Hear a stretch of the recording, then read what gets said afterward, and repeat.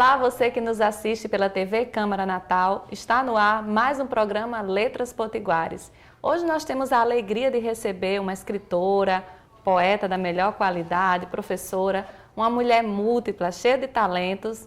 Com muita alegria, nós recebemos aqui a professora Marluce de Paula. Tudo bem, professora? Tudo bem, Michele. Para mim é um prazer estar participando deste programa tão importante para quem faz a produção literária no Rio Grande do Norte.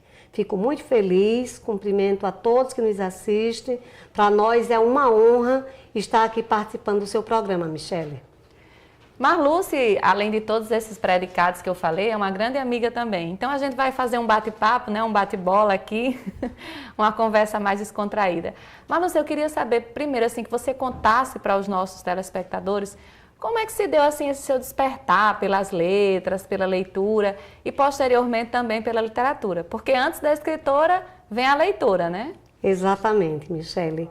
Eu devo todo este talento pelas letras, inicialmente, à minha mãe, quem me ensinou as primeiras letras, apesar de ser uma semi-analfabeta, mas o que ela sabia, ela me ensinou. Depois veio meu pai, que era um repentista, claro, incipiente mesmo, né? Não é nada talentoso, tão talentoso, mas fazia os versinhos dele e era uma pessoa inveterana na leitura dos cordéis.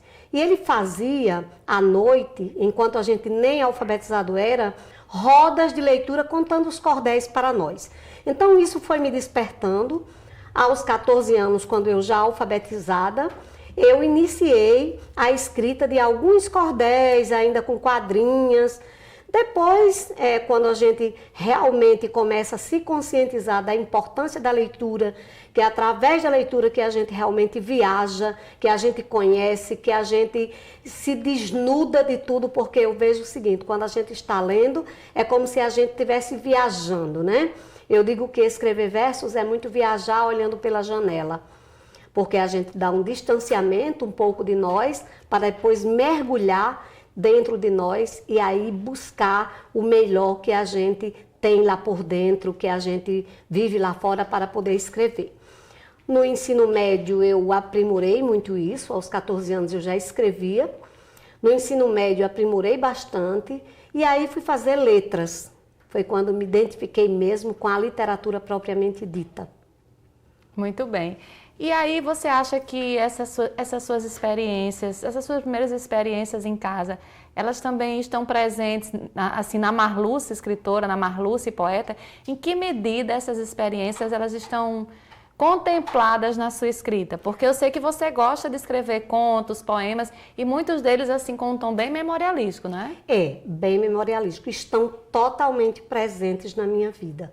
Eu não consigo escrever se não tiver essa relação dessa raiz de onde eu trago as lembranças de infância, depois da adolescência, da relação com os meus irmãos, com as minhas irmãs, com as minhas sobrinhas, depois as relações mesmo das colegas, das amigas que contam histórias e acaba que a gente transforma aquilo ali nos escritos.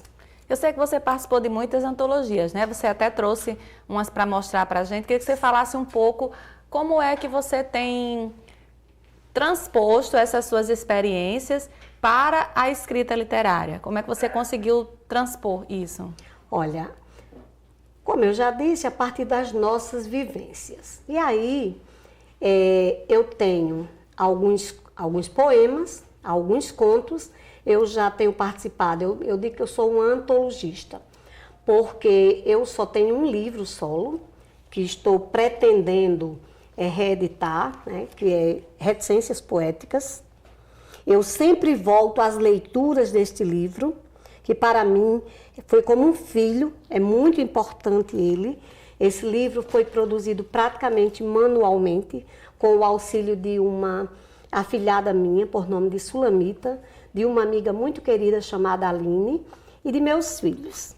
Então, são mais de 100 poemas, onde a gente vai desde a temática mais intimista, onde a gente coloca todo o sentimento, até as temáticas relacionadas à flora, à fauna, né? São mais de 100 poemas. E aí, são mais de 50 antologias, a gente traz algumas aqui, né? Poesia aos Quatro Cantos, onde eu trago exatamente um poema a respeito de São Gonçalo. Aí eu pego algumas coisas de São Gonçalo, outras de Natal, né? Que é para poder, a gente vive nesse mundo, vai, vem, vai para Natal, vem para São Gonçalo. E aí, aqui nós temos, quando foi lançada essa antologia, eu achei por bem fazer algumas referências ao município ao qual eu amo de paixão, que é São Gonçalo do Amarante, embora não seja nascida lá, mas foi lá que criei meus filhos, né? Tenho uma raiz muito forte lá, que eu sou, na verdade, de Brejinho, mas vim para Natal aos 10 anos. E aí, tem alguma coisa de Natal. Esse aqui foi uma homenagem ao meu pai, né? Meu pai que nos deixou faz pouco mais de 10 anos, mas assim, ele foi uma referência para todos os filhos. E aí quando eu fiz porque a antologia, a cada, digamos, 2 laudas dá direito a um livro. E eu fiz questão de fazer 8 laudas, que deu 8 livros, que era para meus irmãos. Porque já tem um desencarnado, então eu não contei com ele. E o outro, eu resolvi comprar um por fora para dar para ele. Então, nós somos 10, na verdade 11, porque minha mãe criou mais um, né? Mas aí foi homenagem ao meu pai, mais uma antologia, essa eu tenho um carinho muito grande. Tem um também que foi uma homenagem à minha mãe, mas eu não trouxe. Esse aqui é uma crônica, bem de um dia a dia mesmo. É bem inventosa. Eu creio que nunca aconteceu, mas já deve ter acontecido com alguma amiga. Será que não tem nenhuma dose de realidade aí nessa Tem, crônica, parece, não? mas eu nem digo que é comigo. Mas me inspirou, foi uma amiga que me inspirou, na verdade, né? Olha, que é bem picante esse, viu? Já quero ler. É ótimo, Michele, você vai se deliciar. Eu vou abrir aqui. Entre um olhar e um gole de vinho. Onde tem vinho tem coisa boa, né? Tem coisa muito boa, né? Muito boa mesmo. Você vai se deliciar. Já quero ler. É muito bom. Então, Michele, vem sempre, não existe como a gente dissociar aquela história das raízes nossas, onde se iniciou tudo, onde a gente vive o ambiente familiar, em que a gente é inserido no mundo da leitura por uma pessoa que não tem nenhuma pretensão de que aquilo ali vai ser cobrado depois ou que alguma coisa nesse sentido. Então, isso vai para a nossa escrita naturalmente, embora saibamos que escrever não é fácil, é lapidar a palavra, ela foge como um pássaro, a gente vai atrás. Então, escrever, você que é escritora também sabe muito bem disso. É verdade, o processo de escrita, ele tem muitas camadas, né? Para uns é terapêutico, para outros dizem que é inspiração, outros dizem que é trabalho com a palavra. Eu penso que é um pouco de tudo isso, né? Mas você falava há pouco sobre a questão de São Gonçalo. Eu sei que você tem essa ligação muito forte com o município de São Gonçalo. Você é uma cidadã são-gonçalense, não só por força de título concedido, mas pela sua vivência. E aí eu digo, entre Natal, São Gonçalo, Brejinho, como é que fica divididas essas lembranças, essas influências? Porque existe muito a coisa do pertencimento, né? Como é que você contempla, como é que você divide esses vários lugares que habitam dentro de você e nos quais você habitou? Como é que você divide isso na sua produção poética? Olha, eu tenho um poema, que inclusive é em homenagem às minhas irmãs, que lá faz uma referência a um lugar que é muito próximo a Brejinho. Nós somos realmente de Laranjeiras do Abdias, e lá existe o momento que eu faço uma referência lá a esta infância, onde a gente vai buscar uma inspiração. Porque como eu convivi lá por 10 anos, e as pessoas de lá, quando me veem, apesar de eu ter saído de lá muito menina, pequena eu ainda sou, eu saí de lá muito menina, mas quando eu retorno, a gente tem aquela relação com as pessoas com as quais a gente viveu. Então, eu também tenho algumas crônicas que trazem esses personagens que conviveram com a minha infância, que é o caso de Fuanca, que eram gêmeos, e nós, na infância, não sabíamos discernir quem era Manuel ou Benedito. Então, nós, naturalmente, colocamos o apelido de Fuanca. E a gente chamava Fuanca, eles eram os amigos de meu pai. Meu pai tocava sanfona e eles eram pandeiristas. Um deles também tocava sanfona. Inclusive, um desencarnou há 3 anos, né? O outro já um pouquinho mais, antes do meu pai. Mas assim, eu trago essas personagens de lá e de vez em quando eu me vejo, eu me pego conversando com eles nos meus livros, né? Eu trago sempre o apelido deles, né? Nós tínhamos lá, a gente quando não conhecia os meninos, a gente dizia escainga. Então, os escaingas, não sei de onde íamos buscar, eu e meu irmão eram muito criativos e a gente não sabia o nome dos meninos, a gente tinha uma loucura para saber o nome das crianças. E aí, como eles não diziam, às vezes por timidez, a gente disse, então vamos chamar de escainga. E aí chamava, quando era menina, escainga plé, quando era menina, escainga plá, e assim a gente ia. E de vez em quando... Quase um outro idioma.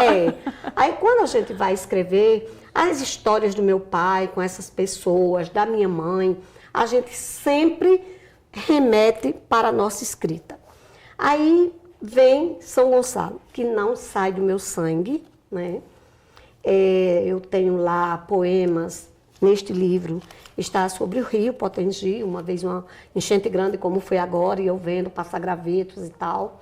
Tem sobre a flora mesmo de São Gonçalo, né? A gente faz coisas simples, mas com muita emoção. E assim, Natal também não pode faltar. Tanto é que eu falei que neste livro aqui está os 4 cantos e a gente fala de Natal, né, e fala de São Gonçalo.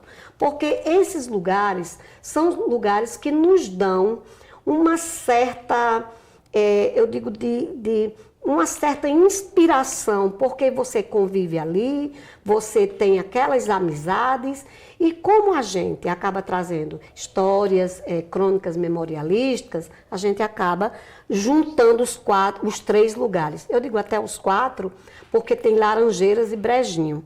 Brejinho ainda tem uma parte que mora lá, os meus familiares, a gente não perde as raízes, de vez em quando a gente visita, né? Aquela região de Monte Alegre, Laranjeiras, Brejinho, Santo Antônio, são regiões que a gente de vez em quando visita. Marluce, você tem tido uma tarefa enquanto professora, enquanto secretária do município de São Gonçalo do Amarante, que é uma coroação também de toda a sua trajetória lá, e às vezes esse ofício, digamos assim, a parte do nosso trabalho, né, o nosso ofício de trabalho, ele acaba tomando muito nosso tempo, muito nossa energia. Mas eu sei também que mesmo nesse ofício, nessa missão de conduzir brilhantemente como você tem feito a educação de São Gonçalo do Amarante, você também tem tido um olhar sensível para essas questões. É tanto que, num dos anos, né, da jornada pedagógica do município, você fez questão de que o tema gerador fosse voltado a essa questão do pertencimento, do etnocentrismo, da cor local. Eu queria que você falasse também um pouco sobre isso, da Marluce, a Marluce escritora, a Marluce mulher, a Marluce poeta, mas que quando está revestida também de um cargo público, não esquece esse olhar sensível. Olha, Michele, eu digo que eu nasci para a educação. Não me vejo em outra profissão. Comecei a minha vida acadêmica e no segundo período eu já estava servindo a educação em São Gonçalo do Amarante. E quando a gente se propõe a não sair da sala de aula e ser gestora, nós temos que olhar quais são as políticas que são políticas afirmativas, que nós possamos, de fato, deixar um legado. Então, o ano passado, a gente trabalhou a temática, esse ano, novamente, voltamos para a ancestralidade, porque São Gonçalo é um celeiro que a gente precisa explorar, né? Nós, esse ano, a nossa meta é concluir o ano com o currículo municipal, né? Trazendo, inclusive, questões do currículo local, perpassando pelo currículo, para tratar de ancestralidade. E o sistema, que nós ainda, apesar de termos 14 mil alunos, quase, porque só falta 38 alunos para completar 14 mil, nós temos que deixar um legado de ter o município como sistema. Para você ter uma ideia, Nós agora, para fazer a política do tempo integral, nós temos conselho escolar, mas há uma necessidade de fazer uma consulta ou realmente não uma consulta, que não é só a consulta. Além da consulta, eles vão validar a política, porque o nosso conselho, ele, como não é um sistema, ele não pode validar essa política. Então, são outras também. A política sobre a infância, a política que a gente tem que deixar sobre a questão da alfabetização da criança. Então, um pouco vergonhoso a gente dizer que um município desse porte ainda não é um sistema, né? A gente ainda é tutelado ao Conselho Estadual de Educação, embora tenhamos os nossos desde 2007. Então, isso é uma coisa que, para mim, eu não abro mão de deixar pronta. Eu já assumi a secretaria pela 4ª vez, claro que em situações diferentes. A primeira vez eu fui secretária por 2 anos, no governo Eliane Barros, que com 7 meses de mandato, infelizmente, morreu num acidente, né, automobilístico. Eu ainda fiquei mais um tempo, mas aí também saí. Depois, o professor Abel assumiu a Secretaria de Educação e me convidou para ser sua adjunta. Eu passei um tempo bom sendo adjunta, depois saí de adjunta, fui subsecretária de Gestão Pedagógica e agora tenho a oportunidade de estar de volta à Secretaria de Educação. Isso me dá uma responsabilidade muito grande, porque é um município grande, com mais de 50 escolas, cada uma diferenciada. Você sabe que cada escola é um mundo. Basta a gente pensar que se a gente tem 3 turnos, você tem praticamente 3 realidades. A gente não pode dizer que ali é uniforme. Imagine a gente ter um município da dimensão de São Gonçalo, né? Ora está dividindo com Natal, ora com Macaíba, ora com Ielmo Marinho, com Ceará Mirim. Então, assim, é como se você estivesse ali e tivesse outros municípios que acabam interferindo no outro, né? Nossos profissionais docentes, mais de 1.000, só os docentes, fora, eu não estou falando aqui nem em coordenações, né? Então, professores que trabalham em Natal, que trabalham lá, que trabalham em Parnamirim, que trabalham lá, que trabalham em Santa Maria, que trabalham lá. Então, a gente já tem uma responsabilidade muito grande. Mas eu tenho me esforçado bastante, claro, com uma equipe competente que eu tenho. Agora foi nomeado meu adjunto, que é realmente um rapaz que passou mais de 12 anos em direção de escola, tem uma experiência muito grande, tem uma experiência também como coordenação, como professor. Então, é uma pessoa que veio para somar conosco. E eu entendo, Michele, que nós iremos conseguir aquilo que a gente projetou. Eu sou testemunha de quanto você tem prestigiado, né, os escritores locais, sempre nas formações que acontecem em São Gonçalo. A Marluce, escritora, ela parece que ocupa ali o lugar da Marluce, gestora, e sempre preocupada, né? Tem acontecido muitas formações, porque eu percebo que você tem essa preocupação em formar o leitor, né? Porque eu sempre digo que não faltam leitores no nosso sistema literário. Eu acho que faltam iniciativas de formação de leitores. Mas eu queria voltar um pouquinho para essa sua verve cronista, poética. Eu andei lendo umas crônicas suas, né, de forma privilegiada, meio que uma avant-première, e eu vi que você tem umas histórias bem curiosas. Eu queria que você contasse uma dessas histórias para a gente, de forma bem... Eu tenho histórias muito curiosas, algumas muito engraçadas.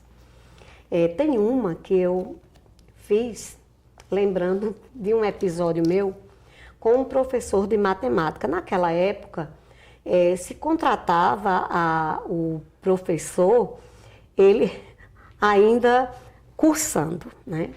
Então, alguns professores chegavam na sala e encontravam alunos bem mais velhos que eles. E eu sentia que eles tinham uma certa dificuldade de lidar com aquele público ou da idade dele, ou um pouquinho mais velho, né? E esse professor, eu vou chamar de Adalto, né? Mas, claro que... É um pseudônimo. O professor Adalto, ele entrava na sala e se atrapalhava todo. E eu era uma pessoa que, pareço não, mas de vez em quando eu gosto de querer rir de uma situação, né? E aí crio a situação, todo mundo fica rindo e eu fico séria. E aí, o professor Adalto topava em tudo, né?